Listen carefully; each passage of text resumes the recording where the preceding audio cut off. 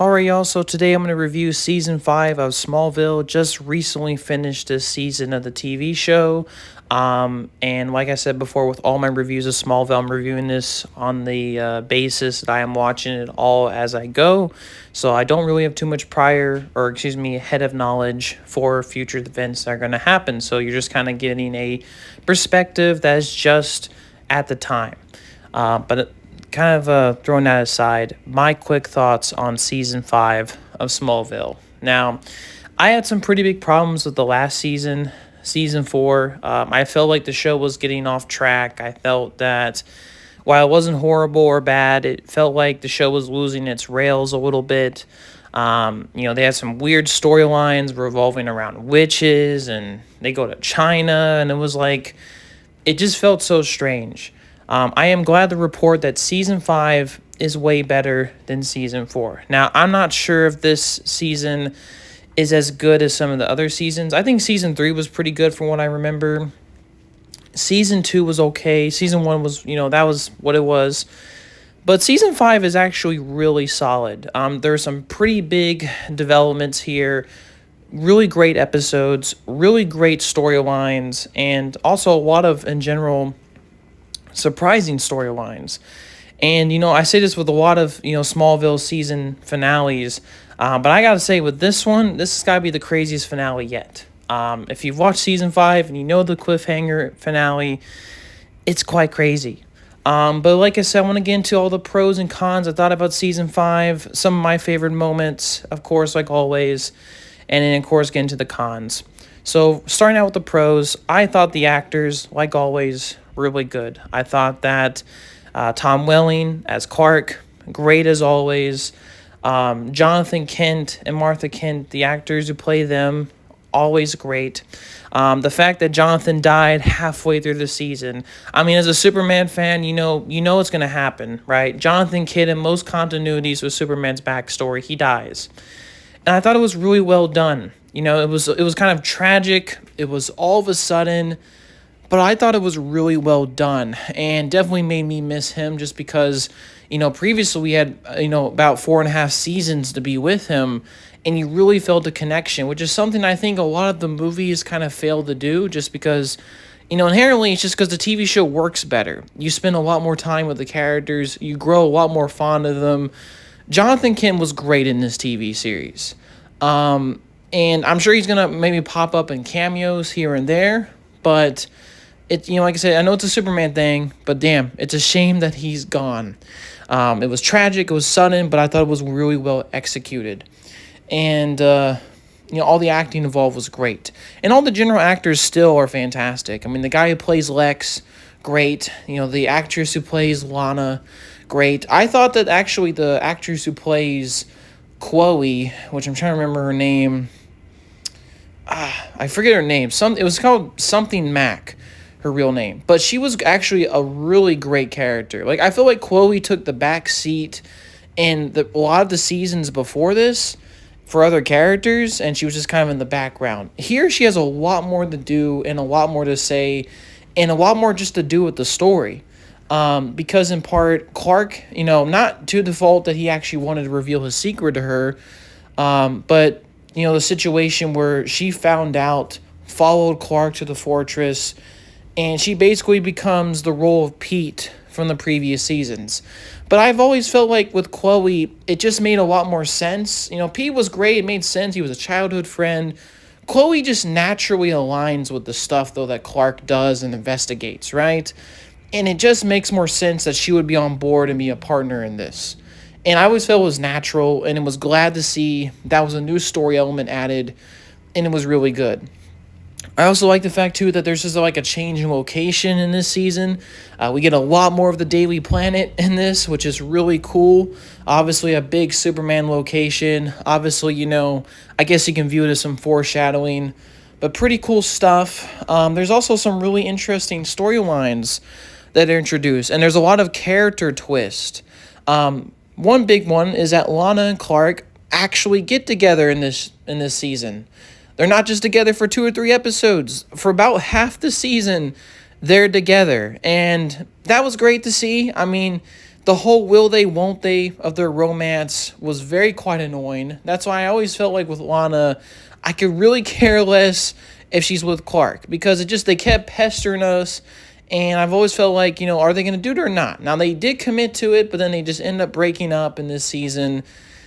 And then, they weirdly have a thing where she gets with Lex at the end, which was quite bizarre. I mean, I wouldn't say it came out of nowhere. Like, they were kind of subtly building it, even though I did feel like there was no indication in previous seasons that she would get with Lex. I don't know. It felt really kind of weird and unnatural, but that's my opinion. Though I wasn't surprised when Clark and Lana broke up. It just made a lot of sense.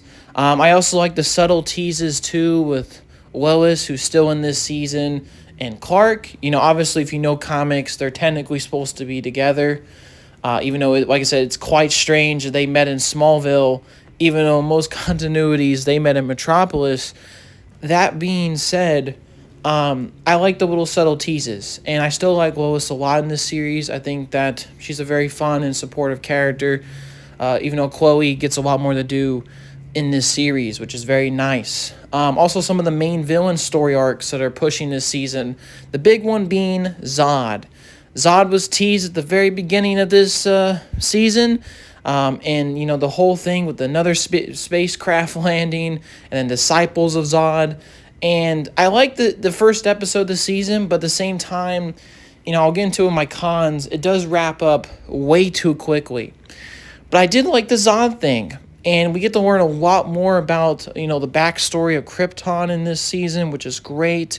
You get to learn that Zod was in some kind of civil war, and he basically destroyed the planet and was a dictator. We don't get too much beyond that, but it was, better than nothing, and it's great. Zod is in a Superman show. He's a big Superman villain, and that's really cool.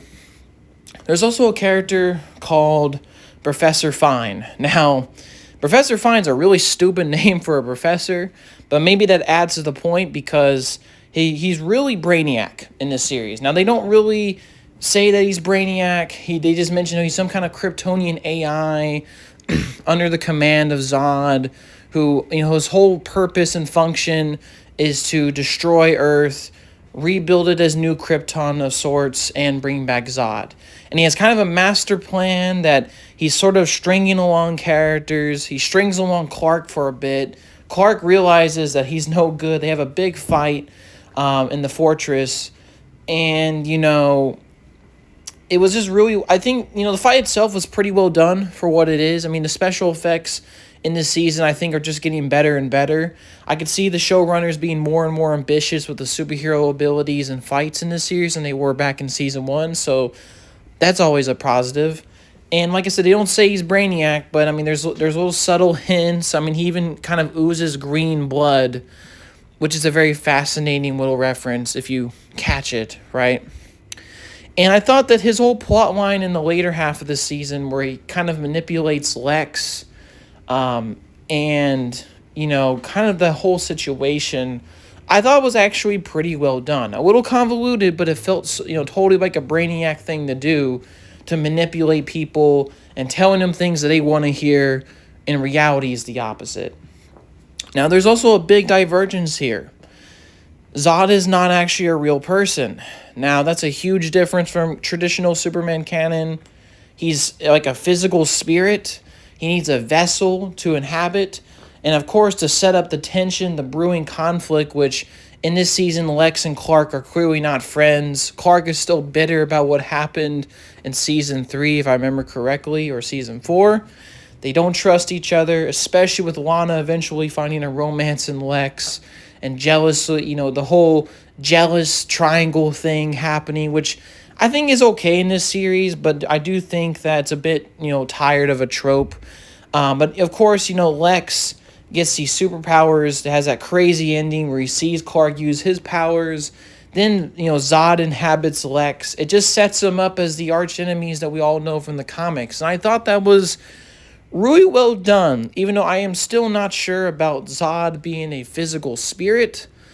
That's very strange. Like I said, in every Superman thing I've ever seen, Zod is a physical person that can escape from the Phantom Zone. Jor-El somehow destroyed his physical body, but his spirit is alive, and it just needs a vessel to inhabit. That is very strange.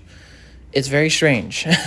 And of course, at the end of this season, there's a crazy ending where Zod inhabits Lex, causes like a worldwide blackout, riots in the streets, and, setting the stage for a major intervention between Zod, a extraterrestrial threat, and Clark, who is still not Superman, but, setting up a big struggle. Something that we would kind of see manifest itself in movies like Man of Steel. But I thought that was really well done. And I think there's a lot of really cool, like I said, the cliffhanger was amazing. And I think in general, some of the storylines here made sense. Chloe kissing Clark at the end, that made sense. I mean, she's done it before. I felt like it made sense. Are they going to actually follow up on it? Doubt it, but we will see. So yeah, like I said, I think some of the storylines are really good. There's more, in general, Superman-esque elements in this season. This season feels more like a reaction to Season 4. People didn't like the fact there was witches and weird stuff in Season 4. So we bringing in Brainiac. We bringing in characters like Zod. While it's not exactly Zod, it's close enough. And I think that was a really strong element of this season. I also like the whole sacrifice part of Clark's powers in the beginning, where initially Clark gives up his powers, but it comes at a price, which ultimately, is arguably Jonathan's life, which, I guess in a way I guess it's fine. Even I do always kind of refer to the fact that Jonathan just died of a random heart attack, like in the comics, or I think I remember in the Donner movies. It still works for what it is. I thought that was a really good arc. It reminded me of Spider-Man 2. There's also some other great episodes I want to highlight as well in this season. The Brainiac stuff was all pretty good, even though I do feel like it felt a little bit derivative of the T-1000 and his abilities. I wish it was more like Brainiac, but it was fine. But there were some great episodes. A specifically great one is that fact that Aquaman, Arthur, shows up in this season, and it's a really great cameo. It's kind of a blink it or miss it moment, but it's really good, and I really enjoyed it. I believe there was also an episode featuring Cyborg. I could be misremembering it, but Cyborg's also in this season. Now we have the Flash, now we have the Aquaman, and of course now we have Cyborg. All introduced, all involving Superman in some way. Really cool stuff, and I always like when they introduce other DC stuff like that. It's kind of a little thing for the fans. It's all really cool stuff. And, there's also a lot of really good episodes. There's an episode where the late, what was her name? Can't remember, not remembering her name, but, the lady who plays Princess Leia in Star Wars. I know people are going to say, you should know her name, but I forgot. But she appears in this season. Nice cameo. Really awesome stuff. And yeah, I think overall it was some pretty cool stuff. Now let's get into some cons I have for Season 5. And I think overall this was definitely an improvement over Season 4, but it wasn't perfect. And I'm going to get into some of my cons.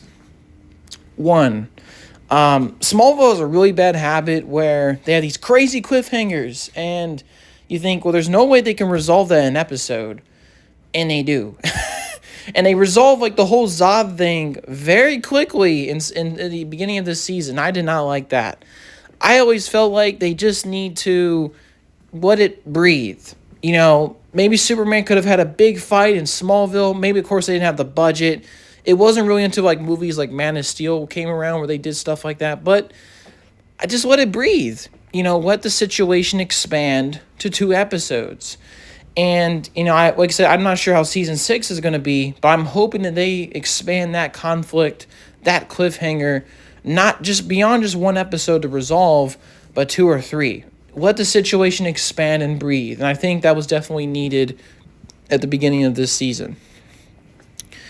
I thought that, for the most part, some of the story decisions made sense. I do think the Lex and Lana love thing kind of came out of nowhere, though. It just, even though they were kind of subtly teasing it it didn't exactly come out of nowhere in this season.